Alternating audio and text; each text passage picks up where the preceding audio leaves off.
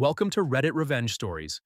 Did you know over 90% of people watch these videos but don't subscribe? If you enjoy stories of justice and payback, make sure to hit that subscribe button. It really helps the channel grow. And don't forget to like the video if you're ready for today's story. Let's get to the story. I never thought I'd be the man sitting here staring at the wall, replaying every detail of my marriage like a crime scene investigation. But here I am. My name is Daniel, and for most of my adult life, I believed I had everything a man could want. A stable job, a beautiful home, two kids I adored more than life itself, and a wife I trusted with every piece of my heart. I thought I was living the dream. Turns out, I was living a lie. It all started subtly, almost like the shifting of seasons. You don't notice the cold right away, it creeps in. At first, it was small things. Emma, my wife, started coming home later than usual. She'd say it was work, and I believed her. She worked in marketing, and that job came with client meetings and evening presentations. I never questioned her. Why would I? We had built a life together from scratch. 10 years of marriage, 10 years of memories. Birthdays, anniversaries, holidays, sick days, late-night laughs in the kitchen. None of it felt fragile to me. It felt indestructible. But then she started guarding her phone like it was a national secret. She'd take it into the bathroom, sleep with it under her pillow, and jump every time it vibrated. I asked once, casually, if everything was okay, and she just smiled and said, "Of course, just a busy week." That smile, I used to love it. It used to make me feel like the luckiest man in the world. But in that moment, it felt like a mask, like something practiced and placed. The first real crack came one Sunday morning. I was making pancakes, something I did every weekend for the kids, and I noticed her phone buzzing on the table. She was upstairs taking a shower, and curiosity got the better of me. I didn't plan on snooping. I really didn't. But something told me to just glance. Just one quick look. The message read, "Last night was perfect. I can still feel you." I froze. The words burned into my eyes. I wanted to believe it was a joke. Maybe it was from an old friend. Maybe it was some weird marketing message. But deep down, I knew. The kind of knowing that hits you like ice water in your veins. I placed the phone back exactly where it was and didn't say a word. The rest of the day, I watched her. Watched how she talked to the kids. How she avoided my eyes, how she checked her phone every few minutes. I was in a daze, smiling through the pain, laughing when I was supposed to, all while my insides twisted into knots. That night, when she lay beside me, pretending to be tired, I lay awake staring at the ceiling, wondering who she had been with and how long this had been going on. I didn't confront her. Not yet. Instead, I started observing. Quietly. Patiently. I began keeping track of her patterns. When she left for work. When she came back. I even took a few days off without telling her, just to see what she did. On one of those days, I followed her. She wasn't going to work. I watched her park her car outside a coffee shop, sit in the passenger seat of another man's car, and disappear into some side street with him. I didn't follow after that. I didn't need to. I sat in my own car, gripping the steering wheel, feeling every ounce of betrayal stab into my ribs. I had given her everything, my trust, my love, my loyalty, and this is what she gave me in return. Still, I didn't say anything. I needed more. I needed to understand the extent of it. Was it emotional? Was it physical?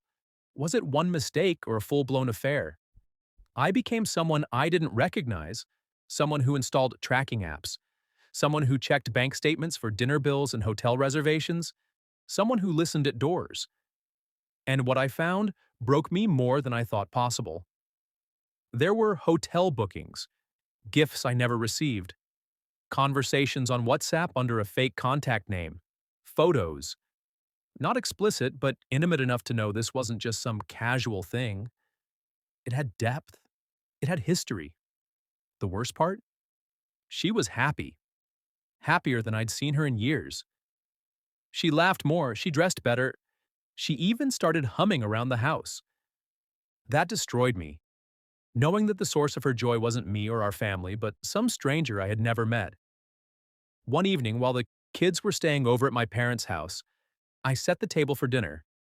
I cooked her favorite, grilled salmon with lemon butter sauce. She walked in, surprised, but not suspicious. I poured her a glass of wine, smiled, and asked about her day.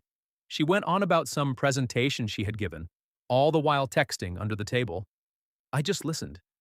When she put her phone down, I asked, "Do you love him?" Her face changed. Everything about her froze. She stared at me like I'd just punched her in the face. She tried to play dumb. "What are you talking about?" But the fear in her eyes betrayed her. I repeated the question. "Do you love him, Emma?" She didn't answer right away. She looked down at her plate, then back at me. Her voice barely a whisper. I didn't mean for it to happen. That sentence, that one sentence shattered the last piece of hope I had. I nodded slowly. "How long?" "6 months," she said. 6 months, half a year. Through birthdays, Christmas, school events, shared laughs, she had been giving her heart to someone else. I asked who he was. She told me his name. A colleague. Someone I had met once, briefly, at a company barbecue. I had shaken his hand. I didn't scream. I didn't cry. I just stared at her, trying to recognize the woman in front of me. She was no longer my wife. She was someone else. Someone I didn't know. I asked if she was still seeing him. She nodded. I asked if she wanted to be with him. She didn't answer. After a long silence, I stood up, took her glass, and poured the wine down the sink. "I think you should go," I said. She blinked. "Go where?" "To him," I said, "if that's where your heart is." She didn't argue, she didn't plead. She just stood up, walked upstairs, and began packing a bag. That hurt more than anything. The ease with which she left, the lack of hesitation. When she walked out the door, I sat on the couch, the silence in the house pressing in like a weight. I didn't know how to breathe. The kids would be home tomorrow. What would I tell them? How would I explain that their mother had chosen someone else? That night, I sat alone in our bedroom, my bedroom now, and stared at the photos on the wall. Our wedding, the first ultrasound, beach vacations, Halloween costumes, a decade of memories now tainted by a truth I couldn't escape. And yet, even in that darkness, something inside me refused to break. I didn't know what the next chapter would look like, but I knew one thing. I wasn't going to let this destroy me. I had been faithful, honest, and loving. I wasn't the one who gave up. I would rebuild. But first, I would have to face every truth, every pain, every tear. And I would not hide from it, because I owed that to myself. I owed it to the man I still was, underneath all the hurt. The next morning, the sun came up like it always does, indifferent to the chaos it rose over. I hadn't slept. I sat in silence most of the night, the echo of my own thoughts bouncing around the house. Emma was gone. Just like that. 10 years of marriage packed into a suitcase and left behind. I expected her to come back that morning, maybe to talk, maybe to apologize, maybe to see the kids. But the hours passed and she never came. When the kids arrived from my parents' place, I had to lie. Not because I wanted to, but because they were too young to understand the truth. "Mom's on a work trip," I said. My daughter, Lily, just nodded, distracted by her toy. But my son, Aiden, looked up and asked, "Why didn't she say goodbye?" I had no answer, just a fake smile and a tight hug. I didn't realize until that moment how exhausting pretending would be. Days turned into weeks. Emma texted occasionally to check in on the kids, but she avoided anything personal. I didn't ask questions. I didn't beg. I didn't even argue. I just focused on the children and holding the pieces of my life together. I learned how to braid Lily's hair from YouTube. I learned how to make Aiden's favorite spaghetti without burning it.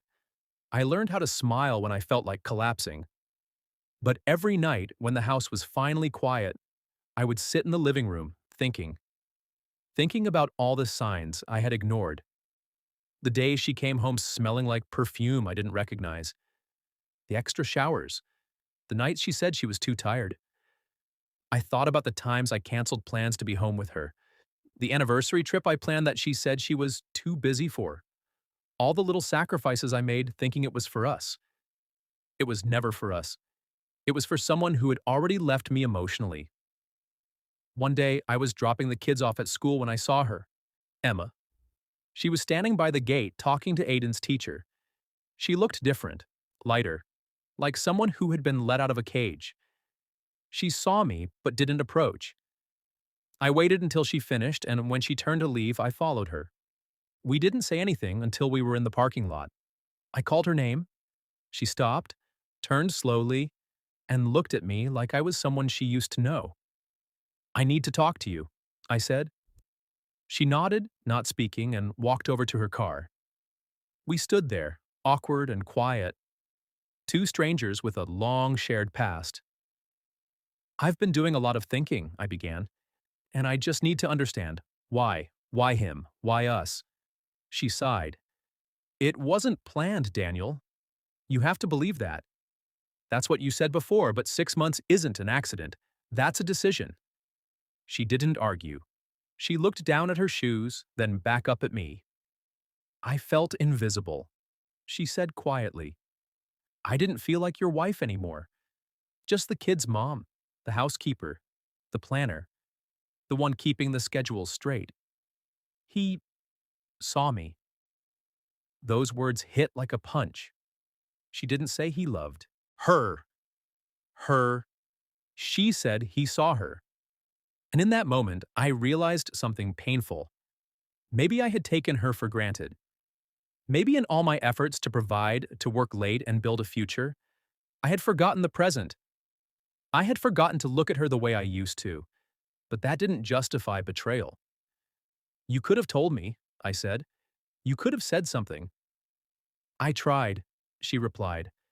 "But every time I brought it up, you were too tired, too stressed, too focused on work." Eventually, I stopped trying.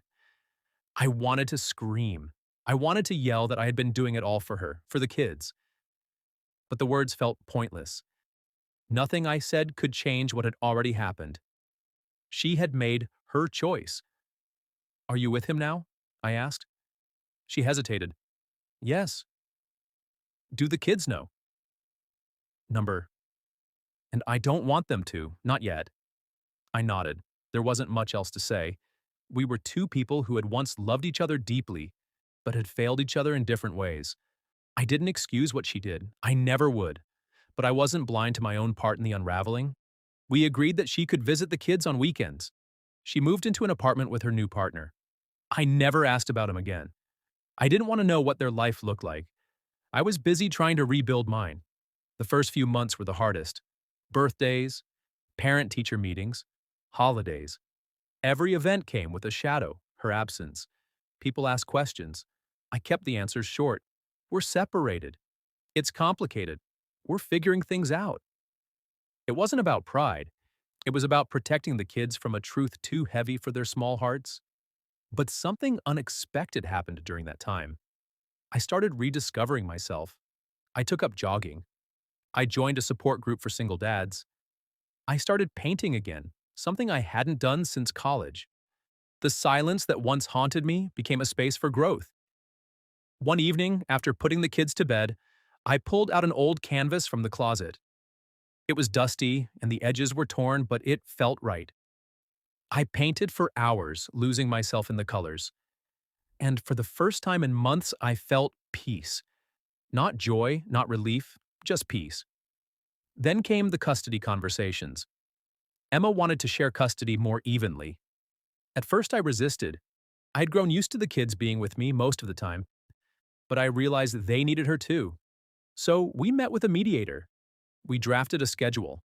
It wasn't perfect, but it worked. We had to become co-parents, not exes, and that took more maturity than I thought I had. Slowly, the bitterness faded. Not entirely, but enough to let me breathe. Enough to let me smile at my kids without flinching. Enough to let me walk past the bedroom without remembering every argument, every tear. And then, one afternoon, Lily asked me something I wasn't ready for. "Daddy, do you still love Mommy?" I froze. I looked at her, her eyes so full of innocence and hope, and I said the only thing I could. I loved her very much, and part of me always will, because she gave me you and Aiden. But sometimes people stop being good together, and that's okay. What matters is that we both love you. That will never change. She nodded, satisfied with the answer, and went back to playing. But I sat there, feeling the weight of those words. It was the first time I had said it aloud, and it felt like closing a chapter. Emma and I will never go back to what we were. That part of our story is over. But there's a new one being written now. One where I get to show my kids what strength looks like, what healing looks like, what love really means, even after betrayal. And maybe one day I'll be ready to love again. But this time, I'll do it with open eyes, open ears, and a heart that knows both the beauty and the pain of giving everything to someone. Because now I understand. And that understanding is what will carry me forward. A year has passed since Emma left. It still feels strange saying it out loud. My ex-wife. But it no longer stings the way it used to. Time doesn't heal everything, but it softens the edges. The silence in the house no longer feels heavy. The pictures on the walls are no longer painful reminders. They're just memories now, part of the story that shaped me. The kids are doing better than I expected. Aiden has adjusted to the back and forth between homes, and Lily, with her endless curiosity, has started asking deeper questions. I try my best to answer honestly without hurting her image of her mother. Emma and I talk more now about school projects, health checkups, weekend schedules. We're not friends, but we've learned how to work as a team for our children. Sometimes I see glimpses of the person I used to be. I laugh louder now. I spend more time outdoors. I've even started dating again. Slowly, carefully. It's terrifying, honestly, but also freeing. I've learned that love isn't just about grand gestures or shared routines. It's about being seen, being heard, and being safe in someone's presence. I didn't have that at the end of my marriage, but I believe I can find it again. I don't carry hate for Emma anymore. Disappointment, yes. Sadness, occasionally. But hate? Number you. We both made mistakes. She chose to leave, and I chose to stay behind and rebuild. And in that rebuilding, I found a new version of myself. Stronger, more aware, more present. The biggest lesson I've learned is this: pain doesn't define you. What you do with it does. I could have let bitterness eat me alive. I could have used my kids as weapons. I could have given up on trust and love altogether. But I didn't. I chose to rise. Not for her, not out of spite, but for myself. And for two little hearts who still see me as their hero, no matter how messy life gets. So if you're listening to this and you're going through something similar, know this: you will survive. And one day, you'll wake up, take a deep breath, and realize you're okay. Maybe even better than before.